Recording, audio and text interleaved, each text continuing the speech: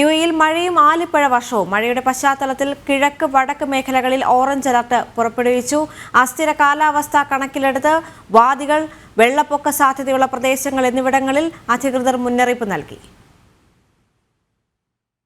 യുഎഇയുടെ ചില പ്രദേശങ്ങളിൽ ഞായറാഴ്ച കനത്ത മഴയും ആലിപ്പഴ വർഷവും ഉണ്ടായി.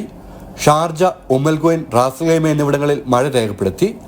ഷാർജയിലെ മെലിഹിയിലും ഇബിൻ റാഷിദ് റോഡിലും കനത്ത മഴയും അൽദൈദിൽ ആലിപ്പഴ വർഷവും ഉണ്ടായി. മഴയുടെ പശ്ചാത്തലത്തിൽ രാജ്യത്തെ വടക്കുകിഴക്ക് മേഖലകളിൽ ഓറഞ്ച് അലർട്ട് പ്രഖ്യാപിച്ചു.